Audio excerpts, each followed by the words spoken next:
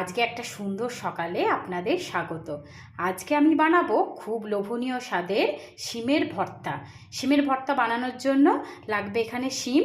এইরকম আমি কতগুলো শিম নিয়েছি, একটা পেঁয়াজ, 2 কোয়া আদা, 2 কোয়া রসুন, আর নিয়েছি লঙ্কা আর টমেটো। এবার আমি শিমগুলোকে একটা সিটি দিয়ে প্রথম ভাপিয়ে নেব।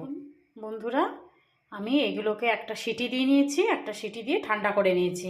এবার এটা একটা স্মুথ পেস্ট বানিয়ে নেব।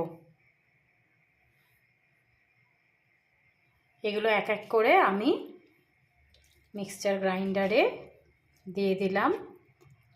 এর সাথে দিয়ে দিলাম রসুনগুলো, যেগুলো ছিল রসুন, আদা আর লঙ্কা, আর তার সাথে দিয়ে দিলাম সামান্য পরিমাণ লবণ। এগুলো সব আমি একসাথে পেস্ট করে নেব। দেখুন, পেস্টটা ঠিক আমি এই রকম বানিয়ে নিলাম। পেস্টটা ঠিক এই রকম বানিয়ে নিলাম। আমি কড়াইয়ে তেল গরম করতে দিয়ে শুকনো লঙ্কা আর কালো জিরে ফোড়ন দিয়ে দিয়েছি। এবার অল্প পেঁয়াজ দিয়ে পেঁয়াজগুলো কুচি কুচি করে নিয়েছি, সেগুলো একটু ভাজা ভাজা করে নেব। পেঁয়াজগুলো অল্প ভাজা ভাজা হয়ে এলে এবার আমি এর মধ্যে দিয়ে দেবো একটু আদা রসুনের পেস্ট। অল্প দিলেই হবে, কারণ শিমটা যখন আমি পেস্ট করেছিলাম তার মধ্যে 2 কোয়া আদা 2 কোয়া রসুন দিয়েই আমি পেস্ট করেছিলাম। অল্প দিয়ে একটু ভাজা ভাজা করে নেব।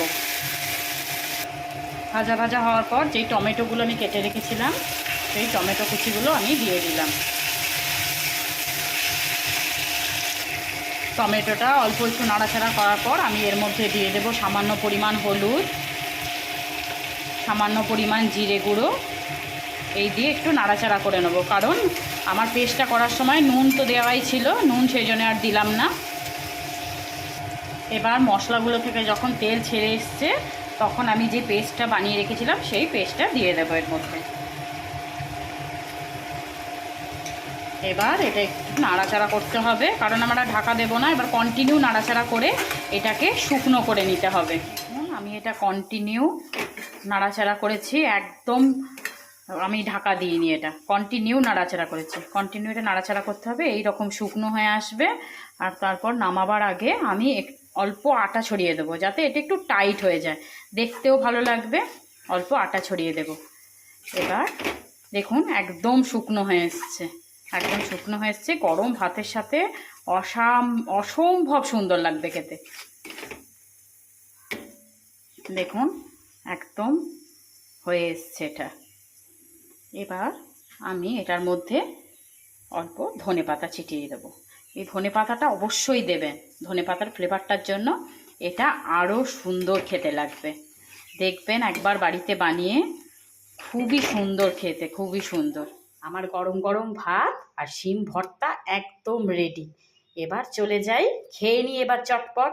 একবার বাড়িতে বানিয়ে দেখবেন, খুব মজাদার খেতে লাগবে। Thank you for watching.